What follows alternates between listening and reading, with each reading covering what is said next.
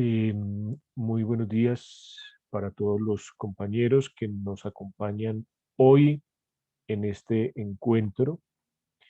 Ya sería la quinta sesión.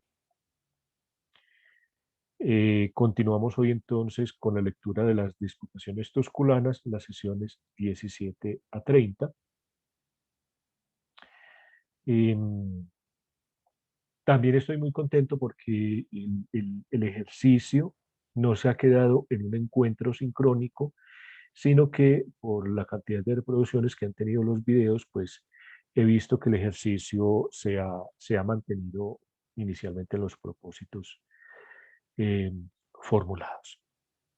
Bueno, saben que la metodología de trabajo es participativa, es colaborativa, que si bien digamos que como moderador tendré algunas indicaciones, sin embargo, todos los asistentes pueden hacer sus contribuciones, levantando la mano, obviamente, activando el micrófono, preferiblemente la cámara, pero si de pronto no lo quiere hacer, pues también no hay ningún inconveniente.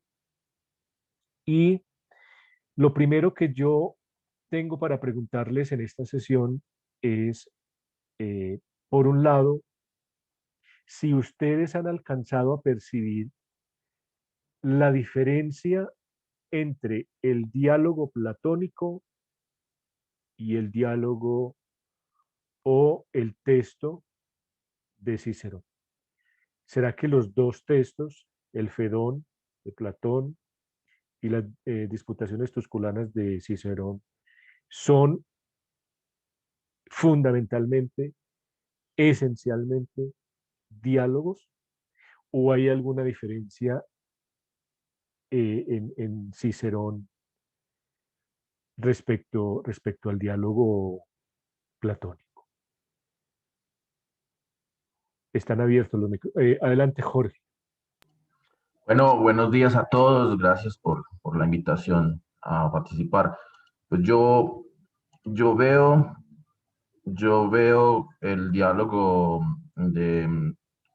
de Platón y el diálogo que hace Cicerón eh, muy similares, pero también el diálogo que hace Cicerón o realiza Cicerón es un diálogo con una sola persona.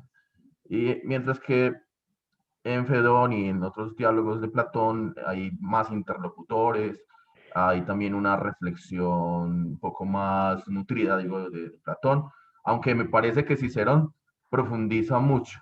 Y no sé, a mí me ha servido esto, en este momento estoy pasando un momento, pues no, la gente dirá que no es crítico, pero he perdido un animalito, se ha muerto, pues le he encontrado más sentido a meditar sobre la muerte, porque yo soy una persona que a veces digo, mm, como la muerte es lo más natural, pero eso realmente de dientes para afuera.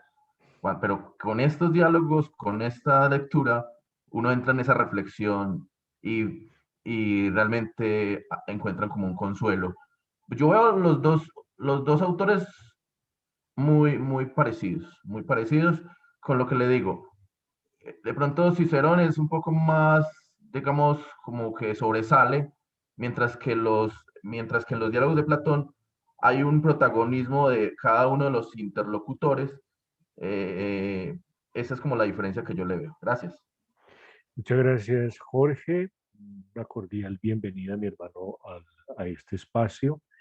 Y muchas gracias también por abrir su corazón, por también expresar esa situación por la que está pasando. Pues efectivamente, una de las ideas que he procurado dejar en el espacio es la filosofía, más que un cuerpo doctrinal, más que un saber enciclopédico, en principio tiene que aportarnos algo para la existencia, para la.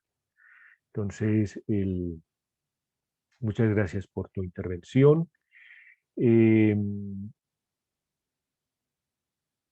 Nelly y luego Brian.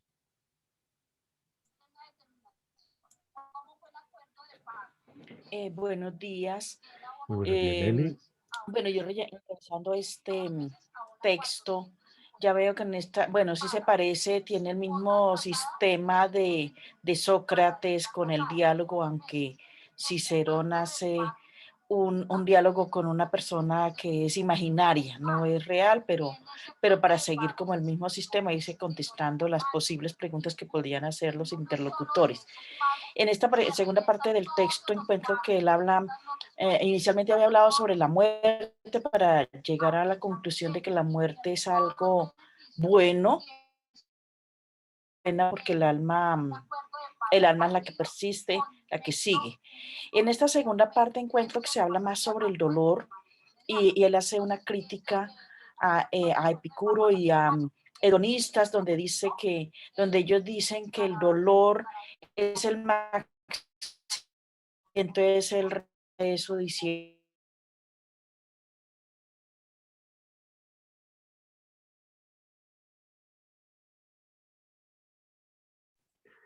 Nelly, perdí tu audio. No sé si los compañeros también.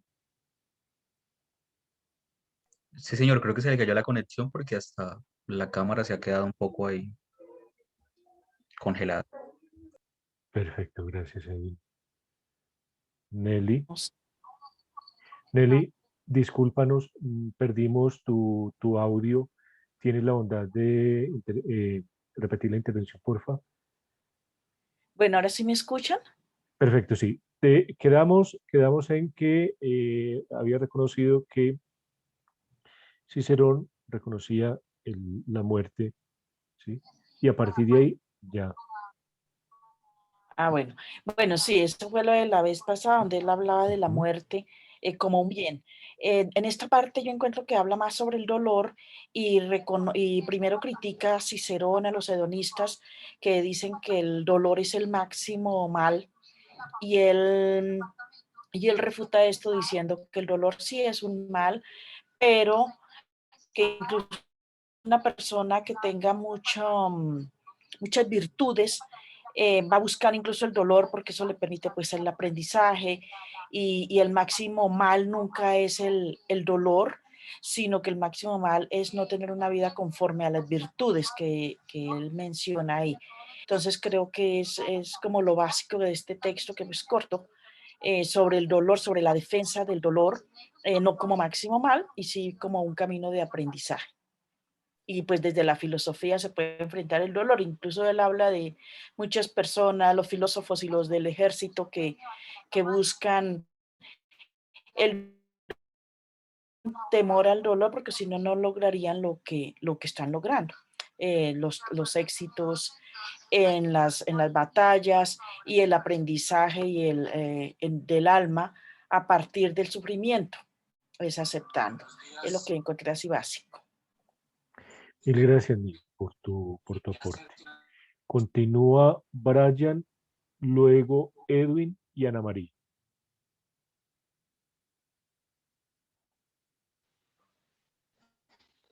Gracias, profe. Buenos días para todos.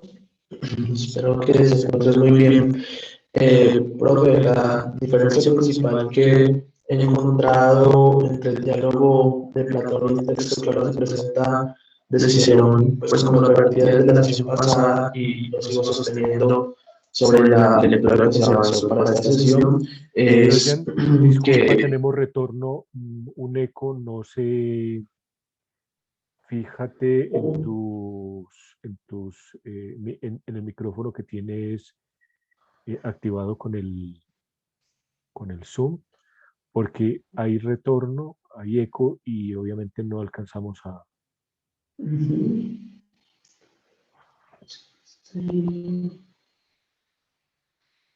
allí de pronto mejora el sonido. No, señor.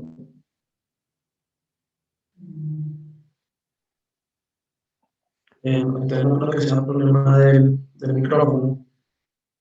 Puede ser pareciera como si tuvieras dos dispositivos abiertos y por tanto generara retorno, ¿sí? Supongo yo que es más como de configuración de sonido.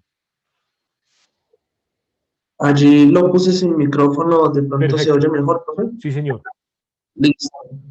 Entonces, le decía que, como lo había advertido la sesión pasada, el diálogo de Platón en Fedón es más un mecanismo netamente dialógico y racional que trata de persuadir a los interlocutores sobre los temas principales del diálogo, mientras que en Cicerón vemos constantemente ese ejercicio netamente retórico de tratar de persuadir mediante argumentos más convincentes que racionales, como lo reconoce el mismo Cicerón, perdón, cuando plantea: me he visto obligado a aceptarlo, me he visto obligado a aceptarlo, y constantemente acude a eso.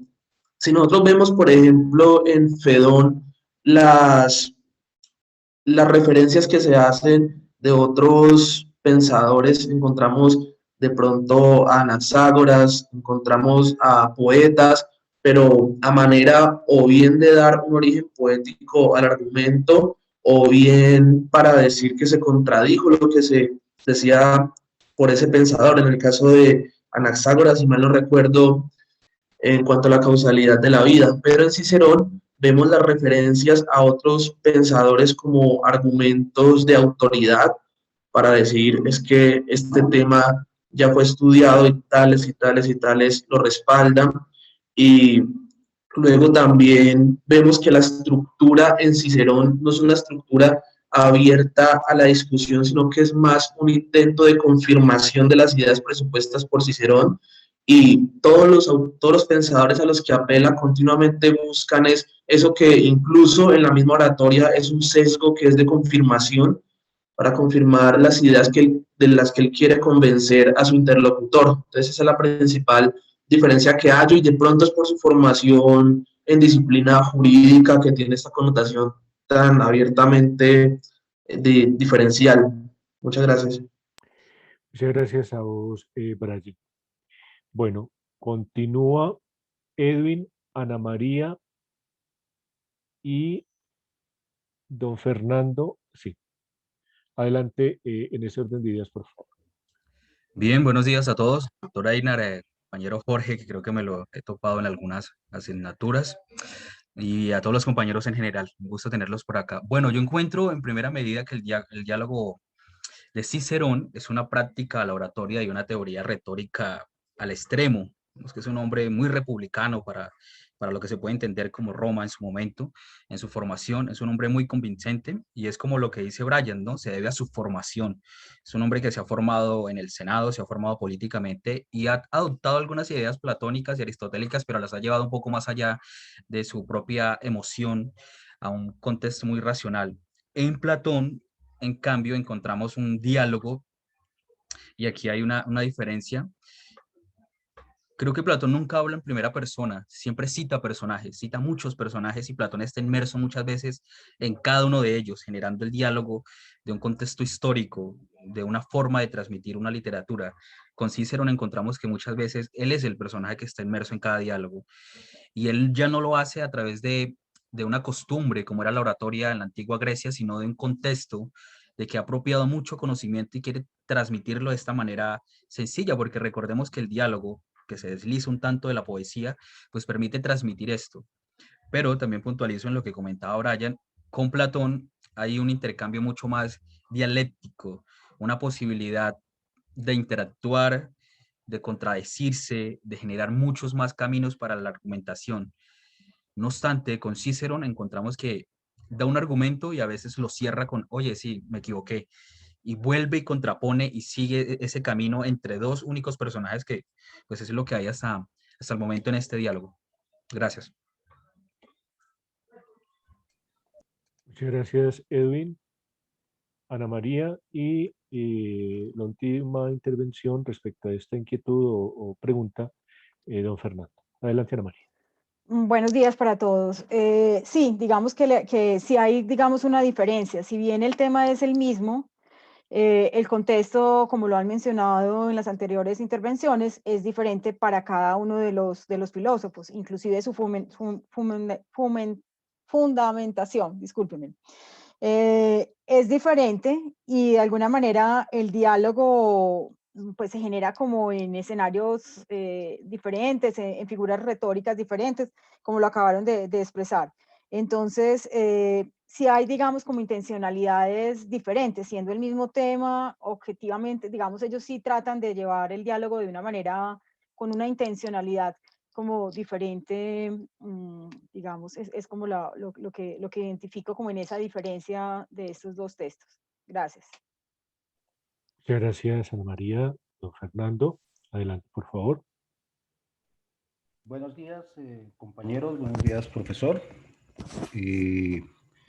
Inicio comentando que lo que mencionaba la compañera Ana María, de acuerdo con ella en ese punto, evidentemente son dos intencionalidades, me parece a mí, bien marcadas, bien diferentes. Cicerón tiene su mente clara en qué es lo que él busca y lo expresó desde el inicio de la lectura de este texto, dirigida a una formación legal marcada, un espíritu de definir comportamientos, digámoslo así, formas de actuar dentro de su, imagino yo, lo que fue su acción dentro del Senado, y esto es bastante marcado, evidentemente, que él tiene un objetivo y lo muestra en los diálogos. El diálogo de Platón, desde mi punto de vista, es mucho más, no quiero decir lógico, sino es mucho más fácil de seguir, digámoslo así, es digerible. Uno ve su intención, pero ve que su intención es más buscando dentro de la persona con la que está dialogando, y no en Cicerón, que Cicerón busca como impresionar, como mostrar, como decirle, mire, la verdad está aquí, mientras que con Platón, Sócrates, uno siente que él está sacando de la persona la verdad a la que quiere llegar. Como mencionaba también Brian y el otro compañero, mencionaban que su formación lo marca así, pero el diálogo para mí no es lo mismo, es diferente el diálogo Platón, diálogo Cicerón. El diálogo el de Cicerón es más retórica, es más directo, más dirigido, y algunas veces se pierde en la argumentación, lo corta de manera fuerte una argumentación, abandona el tema y entra en otro, y le queda a uno a veces la sensación de que como que faltó algo, ¿no es cierto? Faltó. Ese es la sensación que me ha dejado esto. Y muy interesante, un romano, indudablemente es otro punto de vista, otra cosmovisión y un centralismo impresionante en lo que es la sociedad, el imperio, etcétera, etcétera, diferente obviamente a la cultura griega. Gracias. Muchas gracias a usted, don Fernando. Sí, efectivamente, hay se pueden reconocer unas diferencias muy marcadas en ese orden de ideas. Y ya ustedes las han descrito bien, y como una conclusión provisional de sus intervenciones, uno podría decir, son dos intencionalidades completamente distintas. En Platón, la búsqueda de la verdad; en Cicerón, la verosimilitud. En ese orden de ideas, a partir de la misma lectura bueno, ya terminamos el Fedón, estamos prácticamente empezando las Tusculanas. ¿Qué podríamos decir en torno a la diferencia fundamental entre verdad, verosimilitud? Es muy importante que tengamos claridad en torno a los alcances de una y otra, porque eso nos va a permitir incorporarnos, apropiar mucho más el ejercicio, y efectivamente, en auxilio de los autores y de los textos, pues traer eso a nuestro aquí y ahora. Adelante, Brian. Gracias, profe. Esos dos conceptos pues han sido muy definidos y más bien diferenciados en todo el tema de la teoría de la argumentación y la epistemología, y lo voy a tratar de explicar de cómo lo entendemos desde el derecho en las dinámicas probatorias. La verdad es como un grado de conciencia que se logra y que se corresponde entre los hechos que se presentan y lo que realmente ocurrió. Entonces, se ha entendido una verdad, entendiendo que es empíricamente imposible alcanzar una verdad absoluta en grados de correspondencia. Es decir, que lo que tengamos en el momento presente se corresponda a lo que en un hecho, con lo que en un hecho pasado ocurrió. Mientras que la verosimilitud es un grado menos intenso de esa verdad. Entendemos incluso verosimilitud, probabilidad y verdad, y la verosimilitud la ubicamos en el campo de las posibilidades, es decir, un argumento que en grados de posibilidad pudo ocurrir en un momento pasado.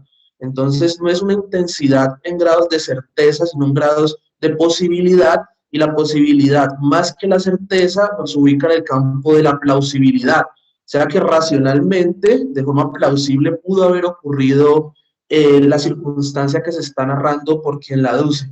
Entonces, la intensidad del convencimiento, de certeza, probabilidad y posibilidad sería lo que para mí demarca la diferencia entre la verosimilitud y la verdad. Muchas gracias, Brian. Excelente contribución.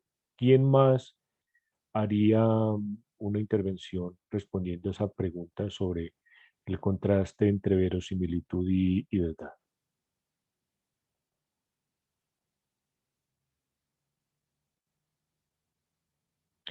Adelante, don Fernando.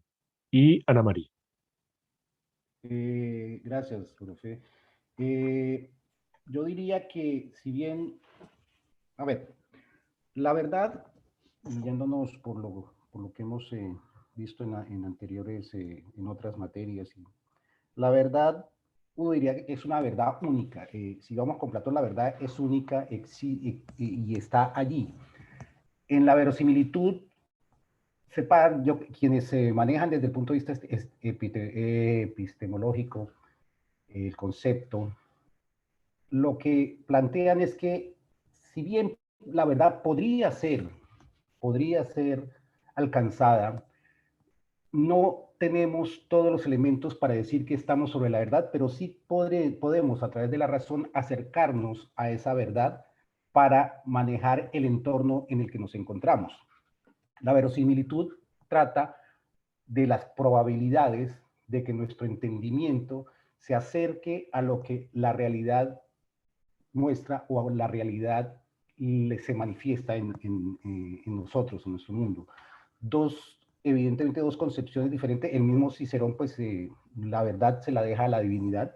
Dice que las divinidades son las únicas que podrían determinar cuál de las opiniones sobre el alma, en el sentido de qué es el alma, es correcta, mientras que nosotros, y él muestra ahí como una especie de ¿cómo digo yo?, de conformidad, en el sentido de que podemos opinar cuál puede ser el mejor acercamiento a la verdad, y habla de la probabilidad, de manera clara lo expresa en su texto.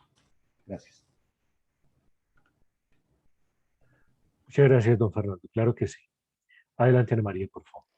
Yo aquí más bien lo pondría como en la mesa de trabajo, más bien como una pregunta, digamos, a ese mismo cuestionamiento de hablar de verosimilitud. Pero yo no sé si más bien podría ser como más confiabilidad desde cierto punto de vista. Y no sé, se me genera como el interrogante de entender ese concepto de verosimilitud como algo de confiabilidad. Y no sé si cabe este escenario dentro de este entorno. Es como más bien mi pregunta. Gracias. Bueno, es una pregunta que preferiría que la dejáramos abierta para que efectivamente a través de la discusión del texto que vamos a abordar hoy, pues consideremos ese elemento que señalas. No sé quién levantó la mano, si Brian primero o Jorge.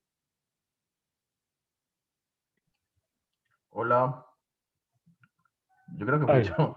Pero bueno, verosimilitud es como una comparación con la realidad, digámoslo así.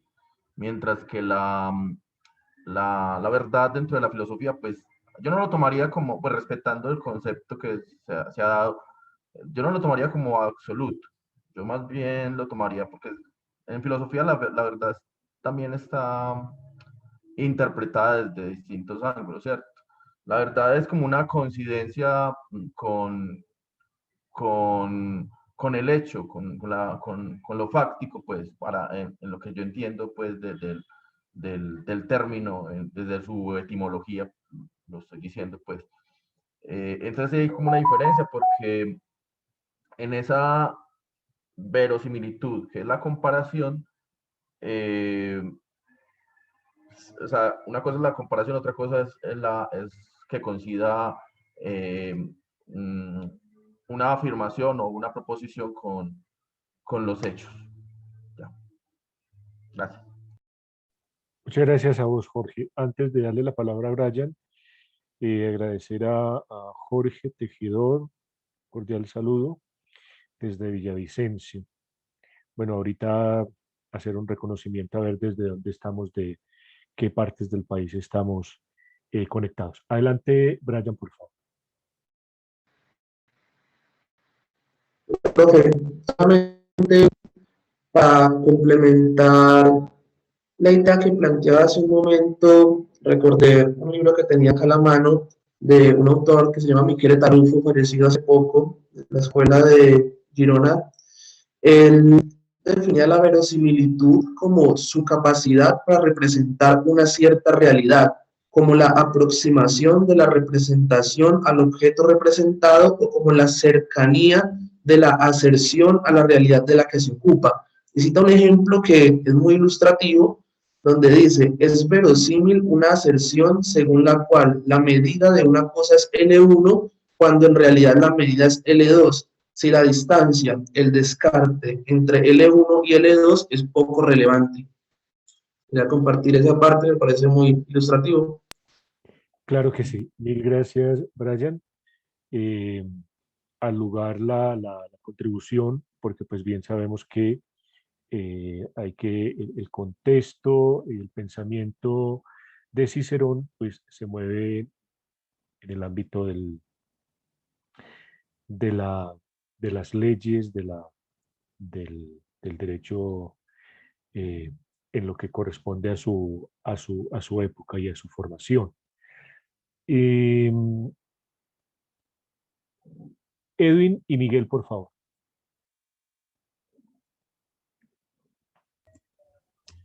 Bien, lo que yo entiendo por esto de verisimilitud, y parto como desde alguna formación un tanto literaria, a veces se escribe ficción, pero terminamos acercándonos a una realidad.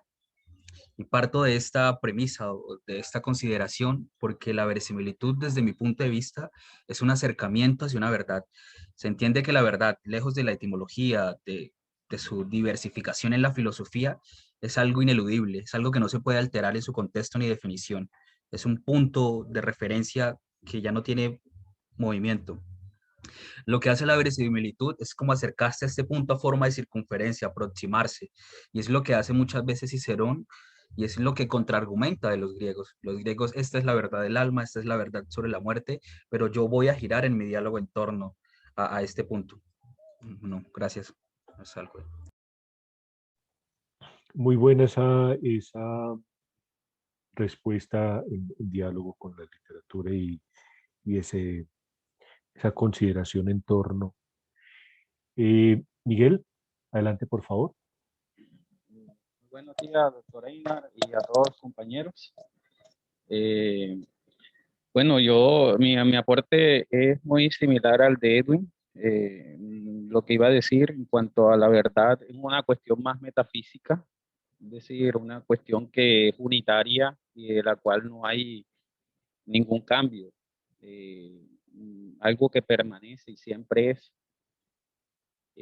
Mientras que la verosimilitud, pues en mi entendimiento, es un poco más hacia lo fenoménico y a lo de la predicabilidad, es decir, a cuánto yo me puedo acercar a través de lo que hablo a este tema, a esto que es. Trato de abarcarlo, pero como es algo mucho más metafísico, no voy a poderlo abarcar en su totalidad. Por lo tanto, siempre va a ser algo como más cercano a la predicabilidad, lo que yo puedo decir de esto, un poco más hacia lo fenoménico que a lo metafísico trascendental, digámoslo de esa manera. Entonces, ese era como un poco el pensamiento que tenía acerca de la diferencia. Muchas gracias, Miguel. Claro que sí. Bueno, antes de presentar el texto a partir del cual entraríamos en la otra parte de la discusión, quisiera que rápidamente nos dijéramos, bueno, Edwin desde tal ciudad, Brian tal ciudad, para que hagamos como un reconocimiento geográfico de nuestras ubicaciones. Bien, buenos días de nuevo. Yo me encuentro en el departamento del Huila. Naturalmente, antes de la pandemia, me la paso en Bogotá trabajando, pero ahora estoy en el departamento del Huila y en un pueblito que se llama Iquira. Están bienvenidos, hay mucho por hacer, turismo, hermoso café. Entonces, Iquira, departamento del Huila, a 1 hora y 45 de la capital, que es Neiva. Desde esa parte nos conectamos. Gracias, Edwin.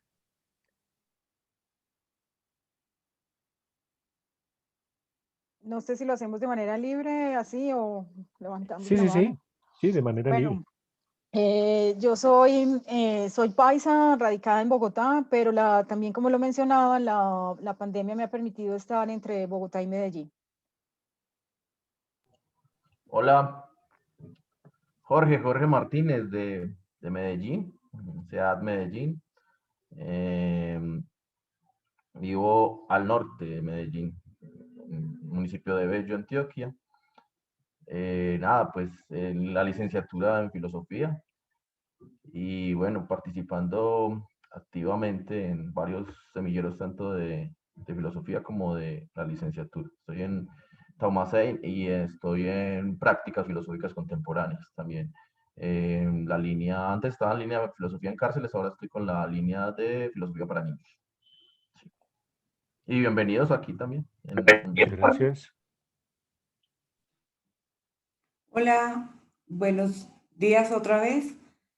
Yo soy Yolanda, vivo en Bogotá, he vivido muchos años fuera del país. Estoy hace ya casi 3 años nuevamente en Bogotá y con la pandemia pues menos salgo. Así que bueno, un saludo para todos. Muchas gracias, doña Yolanda. Claro que sí.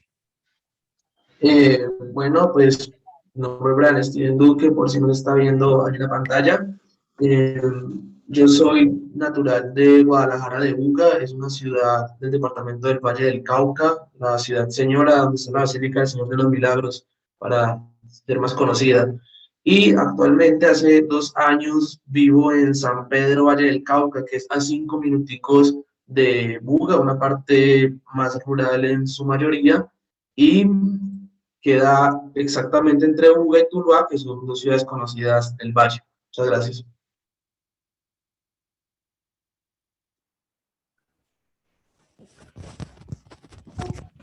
Buenos días. Sí, muy buenos días, comunidad filosófica. Es la primera vez que entro en esta reunión.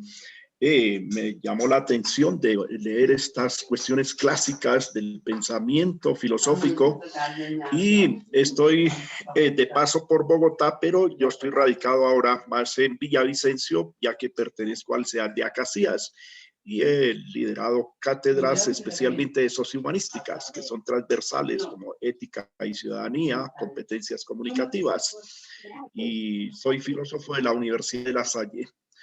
Muchas gracias a ustedes por permitirnos aquí en esta interacción comunicativa y reflexiva. Gracias. Muchas gracias, apreciado Jorge. Claro que sí.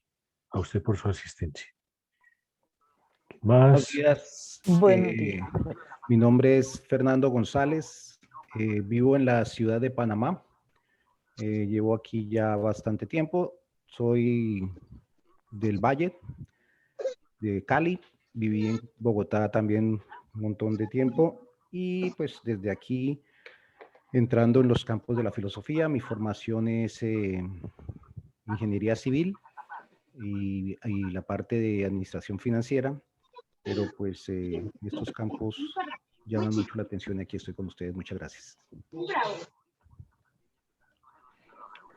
Muchas gracias, don Fernando. Julio y Nelly. Muy buenos días. ¿Me escucha? Sí, adelante, Julio. Le escuchamos fuerte y claro. Muy buenos días. Yo soy en este momento pertenezco al CEA de Medellín. Empecé el primer semestre de filosofía. Ya este es el tercer encuentro que participo acá de filosofía. Me llama mucho la atención porque también tuve un proceso en un seminario mayor donde estudié 3 años filosofía y estuve mirando un poco el pensamiento de varios filósofos, tanto clásicos, y es interesante ver cómo cada uno de ellos tiene una postura distinta de la vida, del origen de la vida, del arjé. Entonces, esto me llama la atención y pienso que cada encuentro de estos que se tienen nos ayuda a crecer, a escuchar otros puntos de vista, a ampliar nuestro conocimiento para, ¿cómo podemos decir?, utilizar términos distintos, hacer comparaciones y aprender cada día, que es lo más importante. Muchísimas gracias. Muchas gracias a vos, Julio César. ¿Hiciste ya el proceso de reconocimiento de los cursos del seminario? Sí, señor, en estos momentos estoy en el proceso de homologación. Perfecto. Ya esta semana me llegó el correo donde me dice que me homologan 36 créditos. Entonces, ahí estoy en ese proceso, porque estaba hablando con uno de los decanos y tenían pues muchos procesos para hacer. Entonces ya esta semana me llegó pues el primer correo y ahí estamos en ese proceso. Listo, hermano, perfecto. Me alegra mucho. Muchas Adelante. gracias, profe.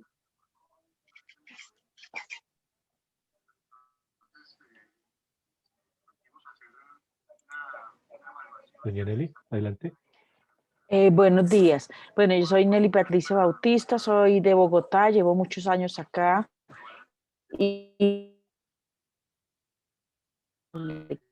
las he hecho todas muy juiciosas y me excuso la primera respuesta que di ahora, pero es que estaba terminando una reunión en Otolaico porque me despisté un poquito, pero estoy muy en sintonía y vuelvo y escucho los videos. Muchísimas gracias.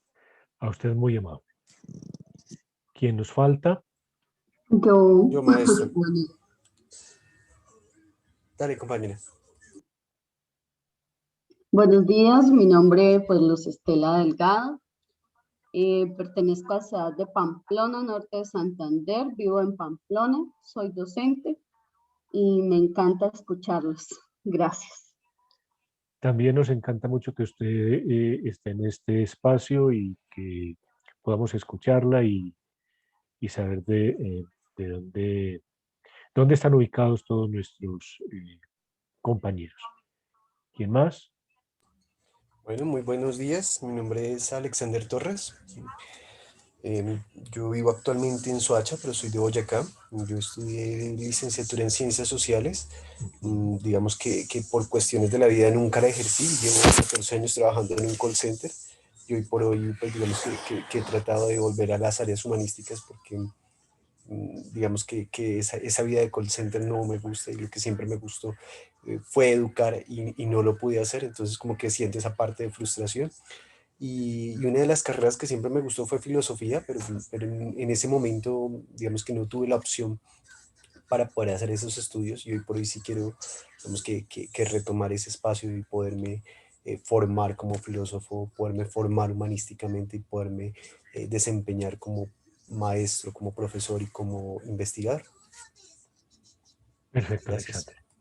Muchas gracias a usted. ¿Quién más? Bueno, mi nombre es Miguel Pérez, yo soy nativo de un pueblo llamado Uruaco, que queda en el departamento del Atlántico, conocido por Festival de Arepa y Huevo. muy cerca también a Cartagena, pero en estos momentos estoy residiendo en la ciudad de Barranquilla. Y bueno, un placer de verdad estar acá con ustedes compartiendo y aprendiendo muchas cosas acerca de estos temas, con mucha inquietud acerca de la filosofía y de profundizar más, poder investigar y pues llegar a conclusiones mucho más académicas de las que algún momento pude tener o investigar. Entonces esto me ha servido, ¿verdad?, para aumentar mucho más mi capacidad de investigación y de conocimiento. Muchas gracias, Miguel. ¿Alguien más falta? Bueno, les he compartido en el chat la asistencia, no olvidemos registrarnos. Voy entonces a dar lectura de los apuntes, de los comentarios que he tomado respecto al texto que tenemos para hoy, a partir del cual quisiera pues luego entrar nuevamente en diálogo.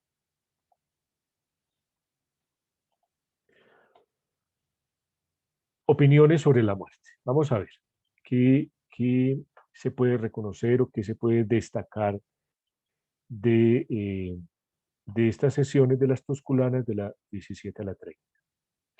El diálogo que contemplan estas sesiones estriba sobre la tesis de que la muerte es incluso un bien o en todo caso, al menos, no un mal. El interlocutor mayor se encarga de hacerle saber a su contertulio que no tiene pretensiones de verdad absoluta, que por naturaleza pertenece a Apolo, o certezas, como lo quieren algunos sabios, específicamente los estoicos, sino conjeturas probables, a lo sumo verosímiles. La enumeración de opiniones en torno a qué es la muerte puede presentarse como sí. Entonces hay una cuestión y es, en estas sesiones encontramos prácticamente dos cuestiones muy relacionadas, pero empieza con la pregunta por qué es la muerte. Entonces, fundamentalmente hay dos grandes tesis, dos grandes posiciones respecto a qué es la muerte: la separación del alma del cuerpo y que alma y cuerpo perecen y se extinguen, ¿sí? Son contrarias. Mientras que la primera gran tesis, la muerte es la separación del alma del cuerpo, se corresponde en posiciones como el alma perece al momento de su separación, en el caso del epicureísmo, el alma perdura por un tiempo, en el caso del estoicismo, y el alma es eterna en el caso del pitagorismo y el platonismo. Y Diógenes de Apolonia es quien sostenía que el alma y el cuerpo perecen ambos y se extinguen ambos. Ahora, sin mayor elaboración, se pasa a la cuestión de la naturaleza, sede y origen del alma. Aquí sí podemos encontrar mucho más tesis en torno a esa situación, más o menos 10 alcancé a reconocer. Por un lado, una posición de identidad entre alma y corazón, o al menos, en el caso de Empédocles de Agrigento, la sangre que impregna el corazón.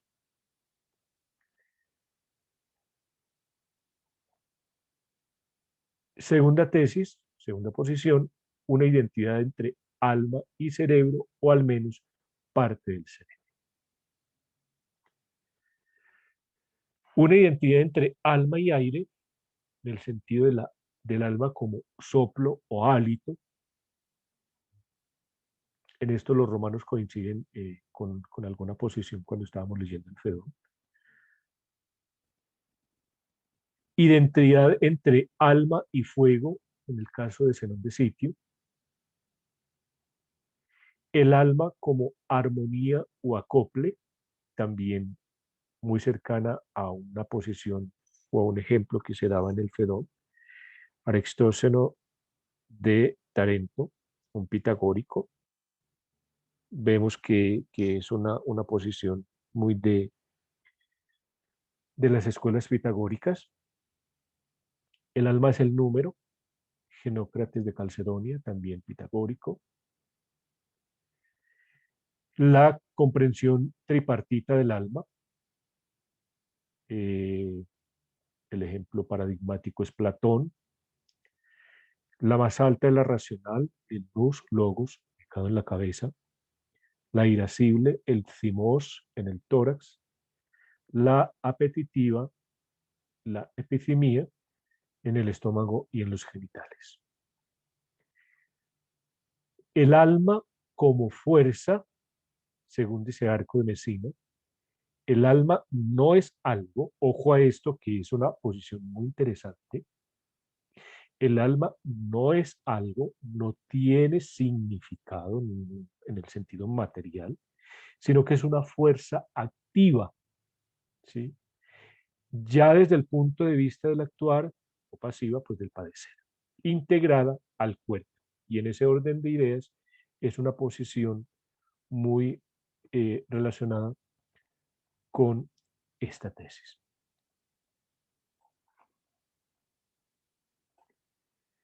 El alma como endelegeia o movimiento continuo imperecedero, compuesta de éter, según Aristóteles. Ojo que endelegeia es distinto a entelequia. Y el alma como colisión corpuscular, según Demócrito de Abdera. Aunque esta enumeración de la naturaleza o de las diferentes opiniones sobre la naturaleza, sede y origen del alma, digamos que en términos de enciclopédicos, en términos de información, muchas de esas cosas que se ha rescatado por parte de Cicerón, ¿sí?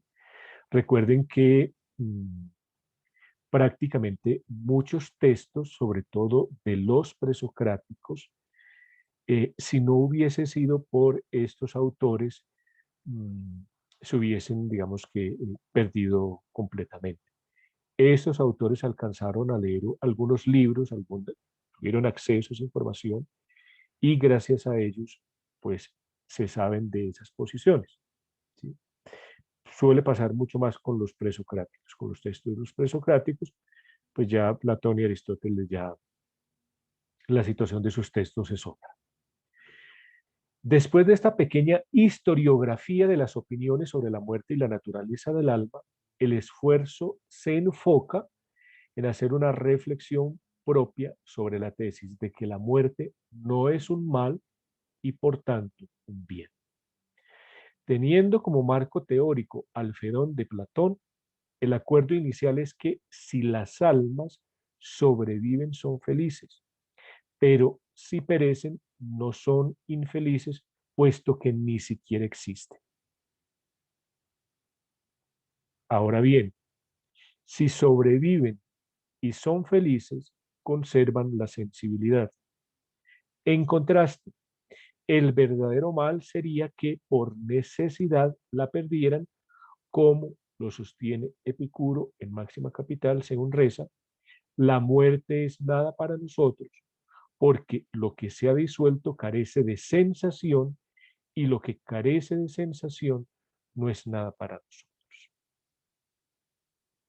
Desde la perspectiva estoica, la tesis de la persistencia de la sensibilidad más allá de la muerte se encuentra justificada tanto por consenso, en el caso de Ennio, como en los ritos funerarios, como por la teología natural, que podría resumirse del siguiente modo: la idea de la divinidad, de una fuerza o naturaleza divina, reposa de modo natural ¿sí? Se quiere decir a priori, en la mente de todo ser humano, sin ser una convención humana, ¿sí?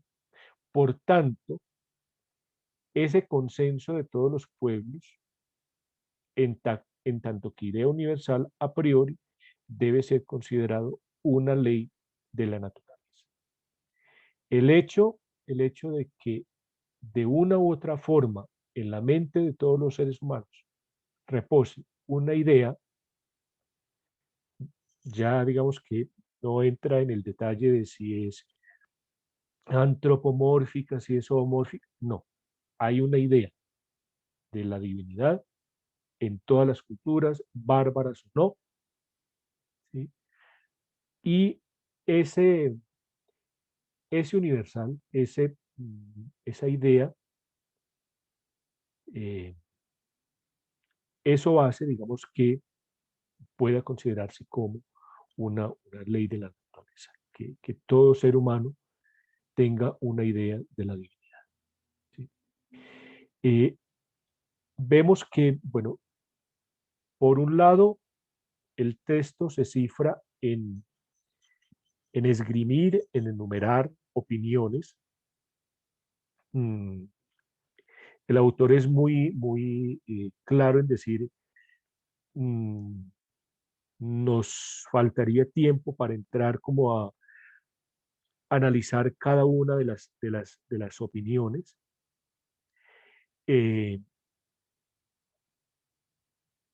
esto quiero destacar para nuestro ejercicio, y es lo siguiente, ya para darles la palabra a ustedes. En todo ejercicio de investigación, como ya lo he señalado varias veces, se parte de un problema, se formula una postura o una tesis, se contemplan unos argumentos, ejemplos, pero también hay que partir de un marco teórico, también hay que partir de unas posiciones previas, ¿sí? Nadie, por más genial que sea, puede decir pienso a partir de cero. Siempre hay que entrar en diálogo con una tradición, con lo que han dicho otras personas, que sea plausible, que sea verosímil, que sea razonable, que sea verdadero, pues ese es precisamente el ejercicio de contrastar esas opiniones, contrastar esas posiciones, elucidarlas a partir de nuevas situaciones, ¿sí? O elucidarlas más bien a partir de su contexto, no solamente en el marco de la obra de un autor, sino en un contexto histórico, social, cultural, ¿sí? Entonces, en esta lectura que hemos realizado para hoy, pues encontramos mucha información, como les decía, es una especie de una pequeña historiografía sobre la muerte y sobre la naturaleza y el lugar del alma, pero que pues no va más allá de una simple enumeración y que, pues bueno, ahí nos deja, digamos que a nosotros, como antojados para continuar con las siguientes sesiones. Con esto termino mi intervención, doy la palabra a los compañeros asistentes. Edwin, adelante, por favor. Bueno, 3 cositas. La primera sería preguntar si alguien sabe dónde puedo conseguir el libro. Encontré una versión por ahí, pero para adquirirlo, pero en latín. No me resultó tan agradable.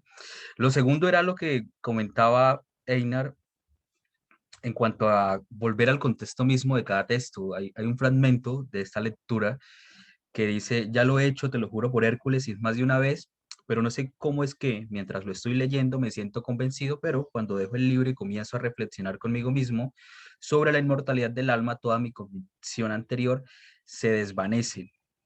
Aquí, anoche que lo estaba leyendo, curiosamente me pareció muy interesante porque se ha entendido muchas veces que la hermenéutica es únicamente la interpretación del texto, de qué es lo que quiso decir un autor, pero también hay que ir al texto mismo, hay que sentirse el personaje, hay que navegar en él, hay que convencerse de que el alma es en ese momento esa cosa y no otra definición. Como tercero, yo por aquí he anotado que el primer argumento que yo identifiqué es demostrar que la muerte no solo es un mal, sino incluso un bien. Y que pues se dice que aunque no consiga, es decir, demostrar que puede ser un bien, sí puede quizás alcanzar a percibir que la muerte no es en sí misma un mal. Luego de esto pues llega el tema del alma, que era lo que explicaba el doctor Einar por los puntos, la separación del alma del cuerpo, y el alma se extingue con el cuerpo y después cada una de las almas, ¿no? Que se separa al momento, por lo menos el alma del cuerpo, que se disipa, que permanece, y luego las definiciones de que el alma se extingue con el cuerpo, y hay otras enumeraciones como las de Empédocles, del corazón, es una parte que termina el cerebro, o el soplo vital, que luego lo citan los romanos como más o menos nosotros los romanos, el término en sí lo pone de manifiesto. Nosotros de hecho usamos expresiones como exhalar el último soplo, expirar, y animosos, bien animados. Me sale del idioma. Y bueno, con el tema de Zenón, el alma es fuego y el alma es como número, cuando caemos al contexto de los pitagóricos. Y para finalizar, quiero dejar un tema que creo que generaría debate, esta cita que es indudablemente si el alma es corazón o sangre o cerebro, dado que ella es algo corporal, perecerá con el resto del cuerpo. Si es soplo vital, probablemente se disipará. Si es fuego, se extinguirá. Si es la armonía, que esto es música, que el alma es como una vibración, se disolverá. Bueno, ese punto. Gracias. Muchas gracias, Edwin. Adelante, Ana María y Jorge. Bueno, voy a compartir mi pantalla.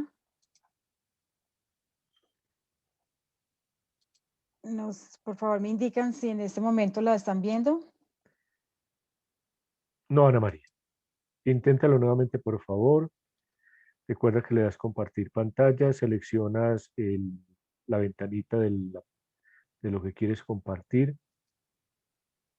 Ok, ahora creo que sí. Está cargando, ahora sí.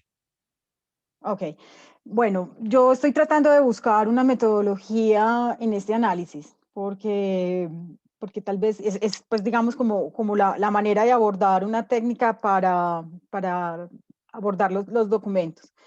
Entonces, hice este ejercicio específicamente como tratando de precisar esos aspectos específicos dentro de la lectura.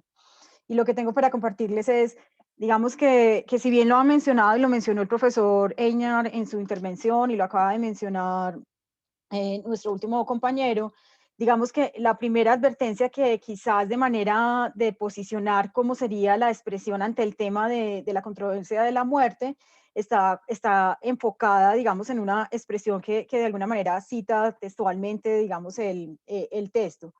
Y nuevamente después lo ratifica mediante dejar como una posición de dejar abierta como esa puerta para expresarse libremente sobre el concepto en sí mismo de la muerte. Entonces él, para iniciar el debate sobre lo que es la muerte, el planteamiento que propone es qué es en sí misma la muerte. Y ese es como de pronto el punto de partida. Inician entonces los planteamientos que vamos a tratar, digamos, específicamente de cada una de las corrientes o de los participantes, o no sé cómo expresarlo. Entonces empieza a hablar de la muerte, la separación del alma y el cuerpo, sin que haya en sí mismo una separación, sino más bien que el alma termina de una manera unánime con el cuerpo. Digamos que es como un primer planteamiento. Y luego comienzan, como lo veíamos en la intervención del profesor Einar, a hablar como de esa historiografía del alma, de la naturaleza, del alma y de dónde viene. Entonces el planteamiento de la naturaleza está asociado, digamos, al tema del corazón, al alma es sangre que se impregna, como bien lo señala específicamente Empédocles. Otros entienden que el alma es ese soplo vital, lo acaban de referenciar, esto viene de los romanos. Para Aristóteles, su formación como músico y filósofo lo asociaba a la definición del alma, sería esa especie de tensión entre el cuerpo y de alguna manera como en la música esa armonía que requiere usar cualquier instrumento o cualquier interpretación. Genócrates, siendo discípulo de Platón, hace esa negación del alma como si tuviera forma corporal y de una manera pragmática la define como un número cuyo poder está expresado dentro de Pitágoras, como lo había sostenido pues anteriormente, digamos, en su planteamiento. También hay como otra intervención, esta posición de Deucalión. Su posición está soportada en el argumento de que el alma no existe en absoluto, o sea, niega la existencia de cualquier ser vivo, inclusive se atreve a expresar de que no existe ese soplo vital, entonces como que refuta ese aspecto que tal vez para esta cultura en este contexto era fundamental, el soplo vital. Aristóteles, quien a partir de su premisa empieza a definir las cosas a partir de 4 elementos, adiciona uno más, ese quinto elemento del que él habla y básicamente del que se compone la mente, empieza como a invitarnos a hablar de una cantidad de aspectos de creer en la realidad, pensar, prever, tomado textualmente, digamos, como del texto.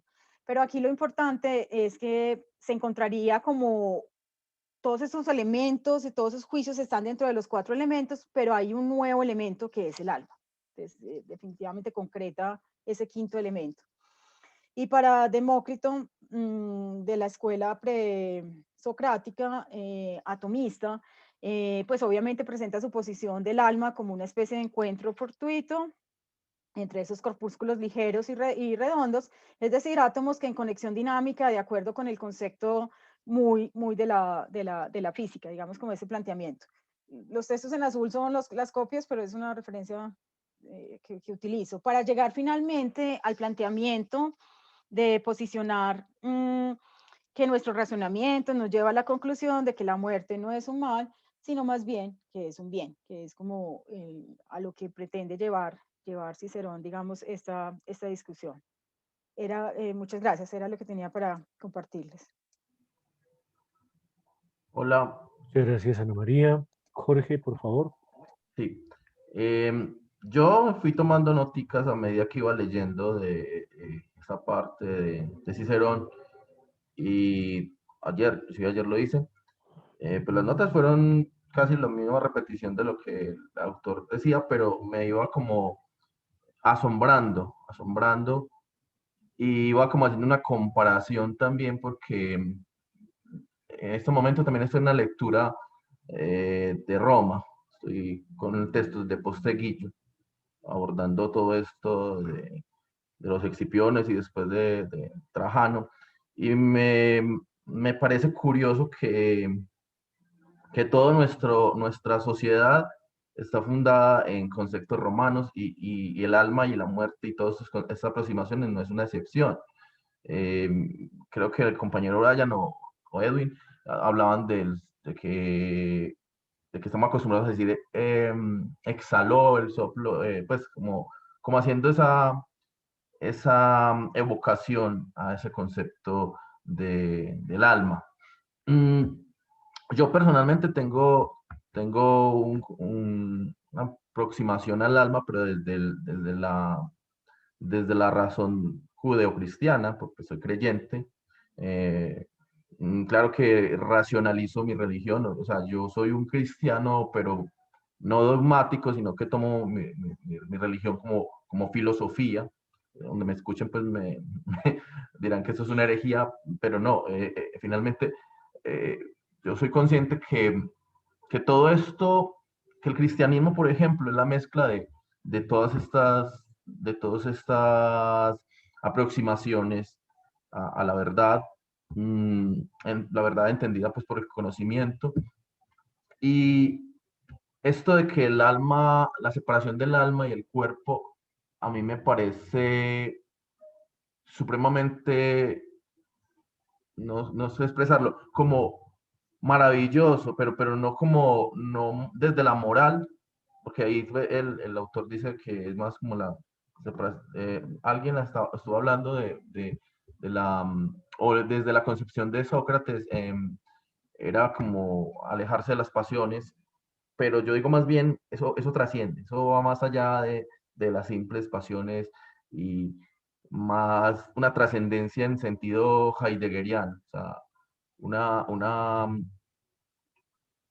un estar por encima de esos hábitos o esas pasiones que el ser humano tiene, pues naturales, que nos hace pues similares a los animales, pero que en cierto sentido el alma es la razón que gobierna, y creo que yo estaría de acuerdo con esa concepción de que el alma está en el cerebro. Sí. Muchas gracias, Jorge. Brian, Miguel, por favor. Gracias, profe. Pues de esta primera parte, de esta segunda parte más bien del texto, y pues considerando que aún no tenemos como tal los argumentos principales de Cicerón, sino sus ofrecimientos sobre los argumentos que va a dar posteriormente, pues un argumento que yo logro extraer de él y que le plantea desde ya un conflicto que va a tener que resolver posteriormente, es que él nos habla o nos rechaza la muerte como un mal, pero también se fundamenta principalmente en teorías vertidas en el diálogo de Fedón y en teorías platónicas, y se acepta la inmortalidad del alma en el componente que él dice que aun si el alma fuera inmortal no sería un mal porque ello implicaría un bien. No se debe dejar de lado que este tema de la inmortalidad no es solo la ascensión a la Hades de la que hablaba Platón, sino también una permanencia en el mundo tangible por ser un alma dedicada a los placeres del cuerpo, y ello evidentemente no es un bien, sino un sufrimiento para esa alma que no logra la ascensión. Y allí no sería simplemente descartar si el alma es inmortal, va a ser un bien, y si no es inmortal también va a ser un bien, porque nos sumimos en un sueño profundo y no vamos a tener nada más allá, sino que hay que tener en cuenta esa tercera vertiente, que es el alma que no logra la ascensión, y determinar si es un bien o un mal, si es que va a seguir siendo consecuente con la teoría de la inmortalidad vertida por Platón, no se va a variar ese argumento. Y pues lo otro, ya alejado del texto, lo que decía el compañero Edwin de adquirir una versión del libro de las disputaciones, no sé si, compañero, le disguste, por ejemplo, leer en formato digital, porque si es así, se pueden conseguir precios muy cómodos de la editorial Gredos en la plataforma de Amazon, formato Kindle. No se necesita tener el dispositivo para leer, sino que lo puedes instalar la aplicación Kindle en tu celular, tablet, computador, lo que sea.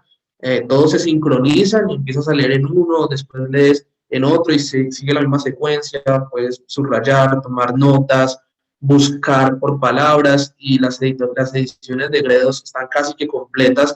El más caro vale $9, 34.000 pesos, y son de verdad muy buenas para estos ejercicios porque tomas tus notas, y cuando escuchas a todos hablar, simplemente buscas una palabra que te referencia a algo que ya tuviste en cuenta y lo encuentras muy rápido. Entonces allí te das un paseo por Amazon y vas a ver que la editorial Gredos está casi toda en formato Kindle, y lo instalas en el celular y ya lees muy bueno en cualquier ratico que tengas. Gracias, Brian. Miguel, adelante, por favor. Bueno, primero que todo, me pareció muy interesante lo que dijo nuestro compañero Jorge. De verdad, yo también estudié en un seminario católico y pues esa racionalización del cristianismo pues parece interesante siempre.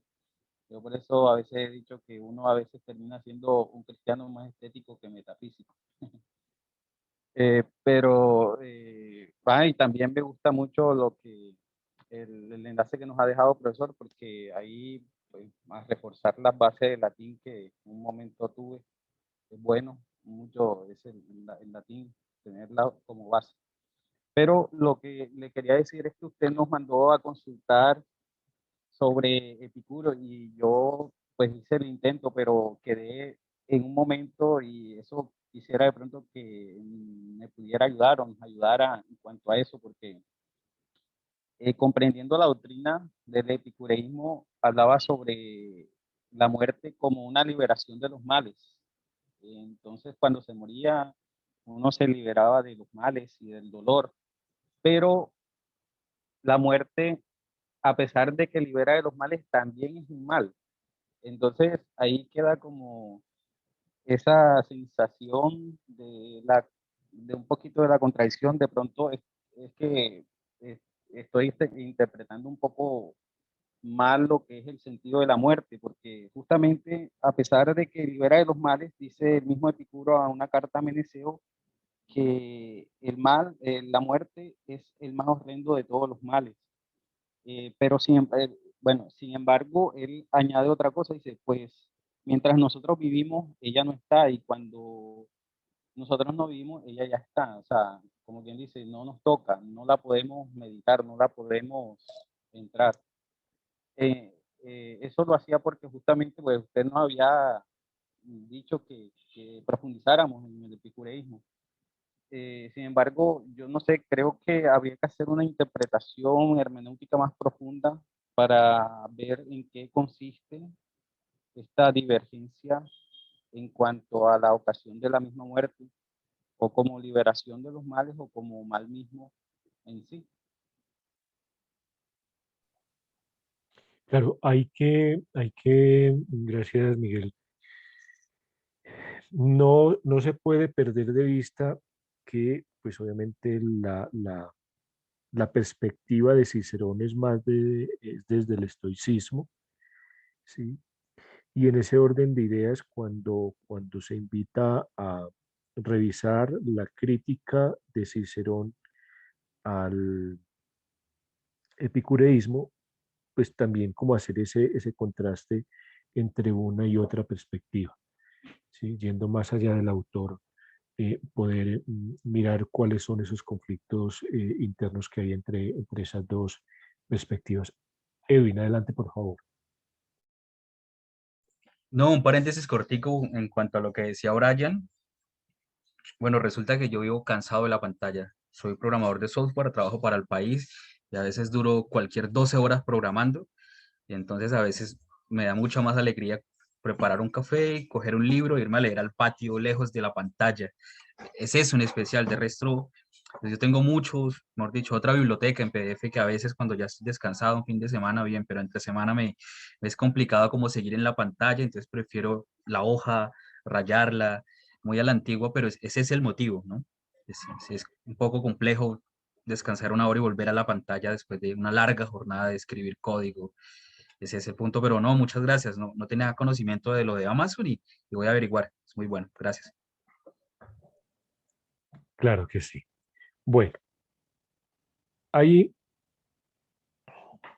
además de lo que ustedes han señalado ya,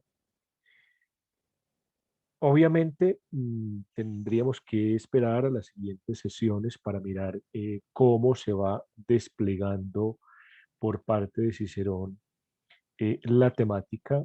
Evidentemente, uno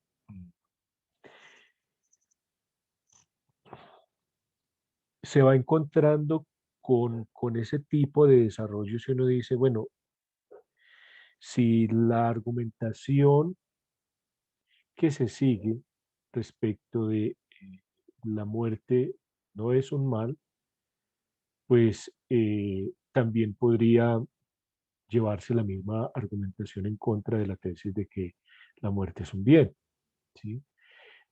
Ahí uno empieza entonces, digamos que a mirar. Y ahí es donde uno, como lo decía, creo que era el compañero Miguel, eh, para hacer un ejercicio más profundo, un ejercicio mucho más hermenéutico, pues ya tiene uno que empezar a revisar posturas posteriores con anteriores, mirar la argumentación.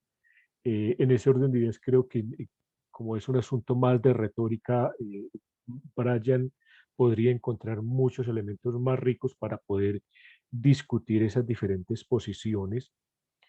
Mm, Es decir, no porque Cicerón sea un retórico, no porque Cicerón, digamos que no tiene ese alcance o no tiene esa apuesta platónica, o digamos que según el personaje de los diálogos de Platón es socrático, pero o sea, aún así, aún así hay que sacarle gusto al ejercicio porque efectivamente eso nos va dando muchos más elementos a la hora de entrar en diálogos, a la hora de entrar en argumentaciones, a la hora de entrar en discusiones. Si nos salimos del texto y volvemos a nuestro aquí y ahora, nuestra situación, estamos en una época en la que, en una era de la posverdad, en la que precisamente eh, el nivel mm, de la doxa fuera lo imperante, ¿sí? El nivel de la opinión, el nivel de la posición eh, relativista extremo. mm,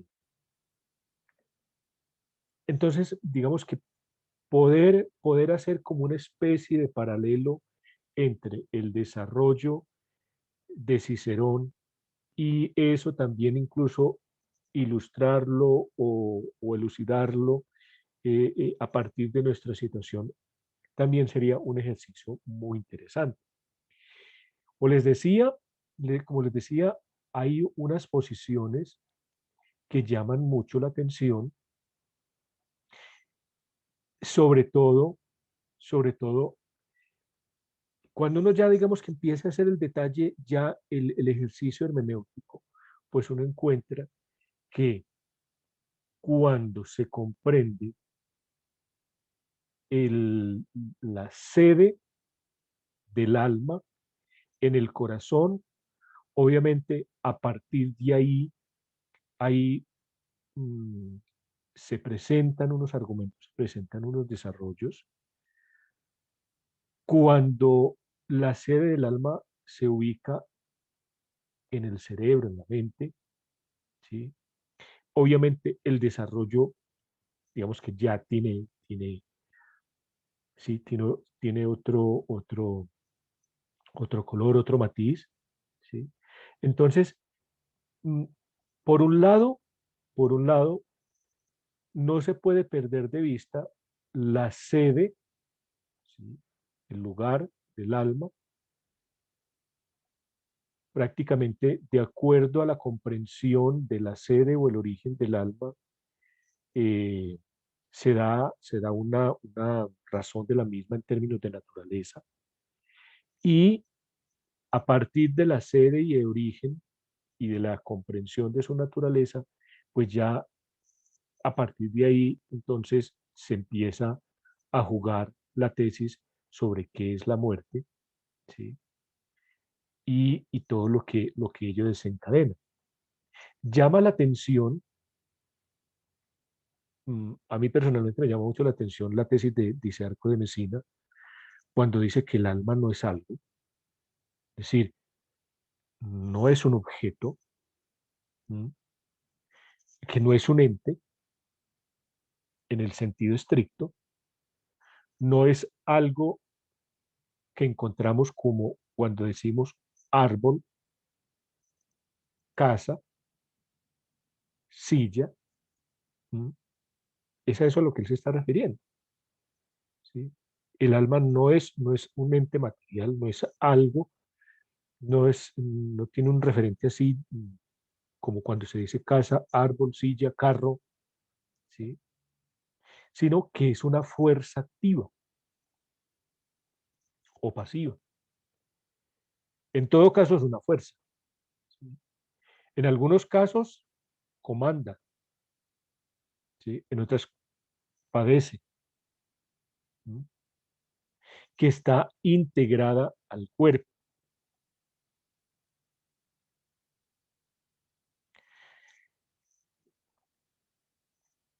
Posiciones posteriores van, digamos que, a coincidir en alguna medida con esa posición de, por un lado, obviamente el alma no es algo material, pero tampoco es espiritual o espiritualista, ¿sí?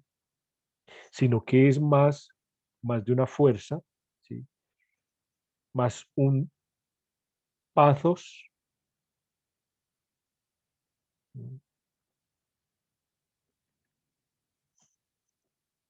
sería, como les digo, sería muy interesante ya digamos que como ejercicio hermenéutico entrar en el detalle, bueno, eh, de lo que dice Empédocles de Agrigento y expandir mucho más esa síntesis, esa enumeración cicedoniana y entrar como a robustecer un poquitico más cada una de esas ideas, porque sería un ejercicio no solamente hermenéutico, sino también que se podría recabar mucho más elementos argumentativos para uno poder decir, bueno, efectivamente, mm, estas posturas son dignas de revisar, pero también para uno poder sopesar y poder ya evaluar el, el nivel argumentativo, el peso, ¿sí? El peso que tiene cada una de las posiciones de Cicerón y en definitiva llevarlo al contraste entre su posición estoica y, y- y su pelea con, con el epicureísmo, ¿sí? Entonces, mm, la lectura de hoy pareciera ser muy simple, pero ese texto, o sea, nunca nos confiemos cuando un texto se presenta prima facie así tan elemental, ¿sí? Creo que antes es todo lo contrario. Cuando un texto se presenta de esa manera, el desafío es mayor, ¿sí? El desafío es mayor. ¿Quién más desea realizar algún tipo de intervención sobre la lectura de hoy? Eh, ¿qué elementos le permitió enriquecer el discurso, la argumentación? ¿Qué le quedó faltando? ¿Para dónde, o más bien, desde qué perspectiva o hacia dónde podría orientarse o revisarse más bien las posiciones de hoy para que no hagamos conjeturas sobre los textos siguientes, ¿sí? Pero revisando esas lecturas o esas posiciones.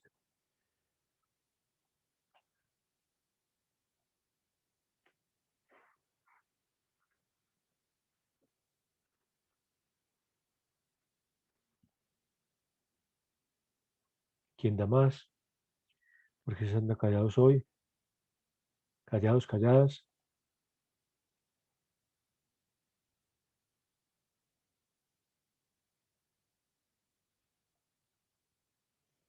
Por ejemplo, preguntarnos qué pasó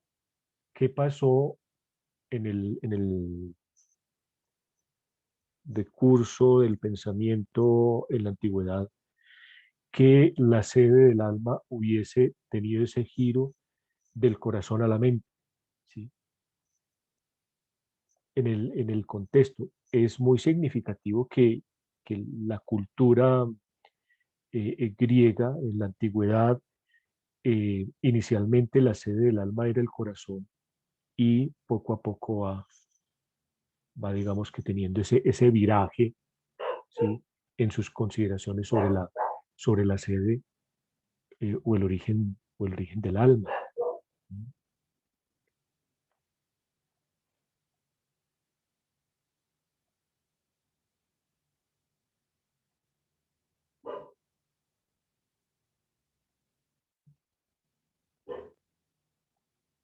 Micrófono abierto para quien desee participar. Levante la mano, por favor. o simplemente el texto no le generó ningún reto, ninguna cuestión. Edwin, Jorge, por favor. Bien, Einar, pues es que plantea algo usted muy complicado, o sea, ¿en qué sentido ha cambiado tanto el concepto de alma y su ubicación en el mismo cuerpo? Porque hablar de alma es hablar indiscutiblemente de la muerte de un cuerpo. ¿Qué pasa con ella antes, después de? ¿Y qué pasa incluso con la cultura, la civilización romana? Porque sus dioses, su mitología, no es otra cosa que una mutación, quizás no es la palabra de la griega, son sus mismos dioses con otro diferente nombre, son sus mismas tragedias, son sus mismas comprensiones, pero históricamente, o sea, estoy pensando en qué momento comenzamos a cambiar tanto el concepto de alma y a ubicarlo y desubicarlo en el mismo cuerpo. ¿A qué se debe? ¿Qué contexto histórico queda ahí? Por otra parte, yo pues, he estado utilizando a Cicerón. Bueno, y con esto está nuestro compañero Jorge, porque estamos en un trabajo de Protágoras, del homo mensura, el hombre es la medida de las cosas en cuanto que las cosas son y en cuanto que no son, porque me parece que no podemos hablar del hombre sin mezclar el alma y sin mezclar la muerte, de ahí que sea una funcionalidad de la cosa en sí misma. Pero vuelvo al tema, no sé si nos puede ilustrar o si la lectura, porque no quiero aproximarme ni tratar de adivinar qué va a seguir con Cicerón, porque me parece en este preciso momento un tanto, pues no sé, misterioso, no sé con qué va a salir en su diálogo y en su retórica y oratoria, porque nos está persuadiendo en estas dos primeras sesiones de él de una manera bastante elocuente, pero no sé, o sea, tengo la duda, no sé si algún compañero tenga un poco de claridad en esta ubicación y su ubicación del alma, en este cambiar, en este ir, en este volver a las primeras definiciones y tratar de seguir ahí, ¿no? Como que es un eterno debate que incluso lo que decía Jorge, yo también lo mantengo en que el alma está acá en la cabeza, que es lo que dice Jorge Linas en el libro El mito y yo, que el hombre dice que el científico dice que el alma no es otra cosa que la conciencia del ser humano, de su capacidad mientras existe, pero bueno, eso ya plantea la posibilidad de que la conciencia muere con el cuerpo. Y bueno, estoy es como lleno de dudas, muchas. Yo, a mí también me surgen demasiadas dudas en cuanto a eso, porque también, no solo los romanos y los griegos, también los judíos. O sea, mm, cuando uno va al texto bíblico, por ejemplo, usted ve que los judíos, pues en lo que yo percibo de ese acercamiento al texto, concebían, o sea, para ellos era pecado la ingesta de sangre porque decían que en la sangre estaba la vida y esa vida pues es como asociada al alma y por eso yo estaba mirando como esta parte donde Cicerón habla del alma y la sangre, entonces lo estaba como haciendo como una especie de comparación con esto de los judíos. Puedo estar errado, pero para mí esa era una concepción también sobre el alma en los animales, pues, porque los judíos lo llevaban hacia eso, hacia no consumir la sangre del animal porque estás consumiendo su vida. Entonces, era como esa concepción del alma, así como muy, también muy material, a pesar de que los judíos pues hablaban de un Dios trascendental y esto, finalmente pues concebían el aliento de vida más desde ese punto. Me deja como muchas incógnitas y me deja como pensando y ir a los referentes como que nos propone pues en la lectura. Gracias, Jorge. Dos cosas de lo que han dicho, de lo que ha dicho Edwin y Jorge, y es,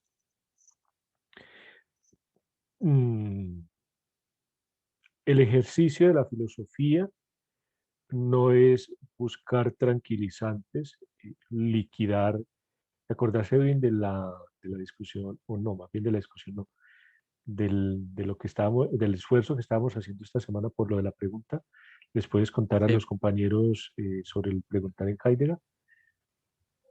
Para Bueno, es no que apropiarme de la palabra, sino cuéntales cuál fue porque precisamente creo que cabe muy bien ese ejemplo para este ejercicio de hoy. No recuerdo el tema de la cita, pero voy a contextualizar de qué fue lo que pasó. En el trabajo, en una reunión se partió de un problema X y terminamos hablando de filosofía. Terminamos hablando de filosofía porque yo dije, lo sigo sosteniendo con todo el respeto que eso incurre en las religiones, que el gran éxito de las religiones a nivel mundial era asegurarle al hombre una vida en el más allá, era quitarle ese miedo, era venga, muérase tranquilo si usted sigue estas normas morales, porque hay una vida más allá y se va a encontrar.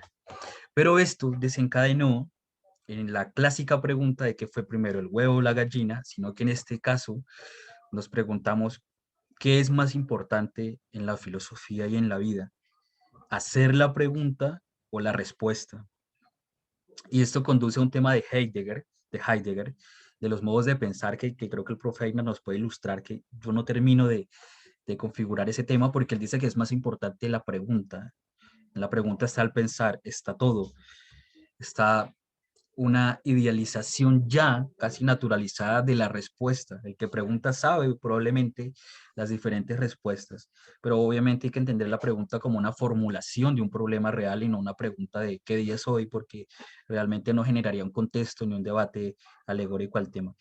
Y fue curioso porque estuvimos hablando con Einar esta semana de ese tema y tratando de, bueno, los perritos haciendo su filosofía en la calle, de averiguar bien ese tema, porque es muy interesante. ¿Qué es más importante, la pregunta o la respuesta en un contexto filosófico?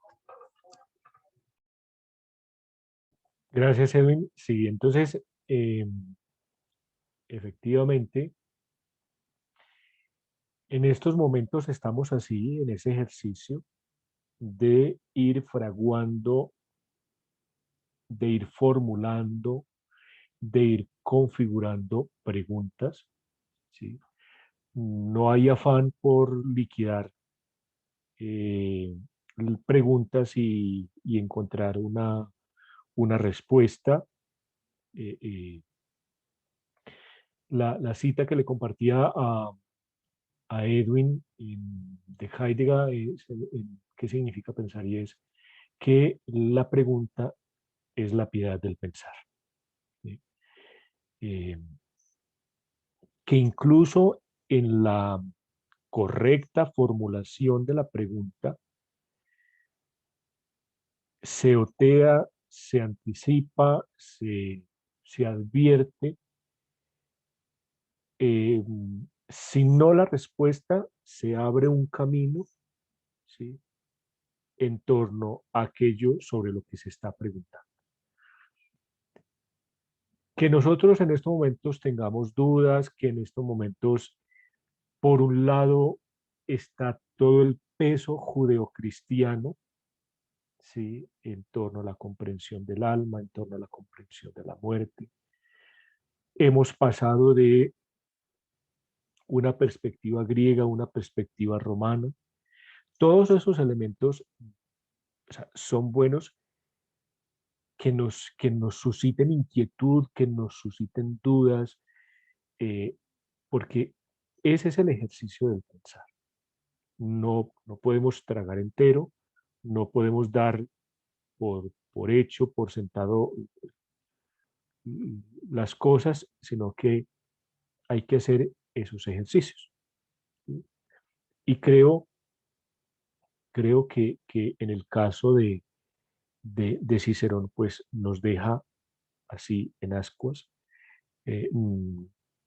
Insisto, no se podría hacer conjeturas sobre lo que sigue y que prácticamente nosotros quedemos como picados, como antojados, como retados a ver con qué nos va a salir este tipo en la próxima sesión, la del 27,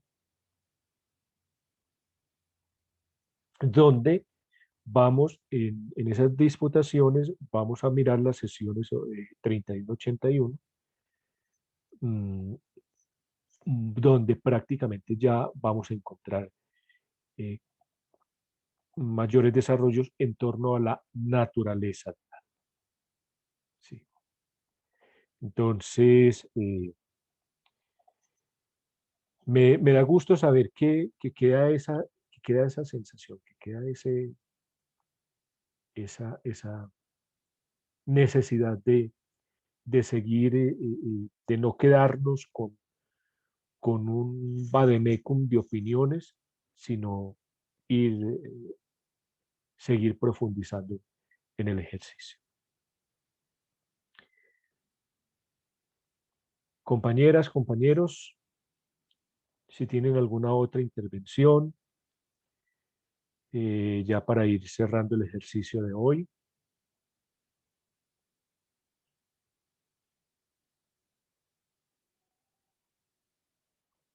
No olviden registrar su asistencia, por favor, los que faltan. Y si no hay ninguna intervención, pues entonces agradecerles la asistencia. Para dentro de 8 días entonces estaríamos leyendo el protocolo que el compañero Kenny quedó de entregar hoy y el protocolo que va a hacer la compañera Yolanda, y haríamos entonces la discusión en torno a esas sesiones que les decía, la 31 al 81. Precisamente tratando de identificar la comprensión o la posición, la tesis fundamental sobre la naturaleza del alma. Bueno, un buen almuerzo para todos y para todas, una feliz tarde. Muchas gracias a ustedes por sus participaciones, por sus contribuciones. Un buen fin de semana, creo que es puente festivo. Aprovechenlo para hacer lecturitas, para vivir también, para compartir con sus familiares, con sus amigos. Un fuerte abrazo y estamos entonces en contacto en el transcurso de hoy. El martes les estaría compartiendo en el correo la información sobre la próxima sesión y la grabación. Un fuerte abrazo.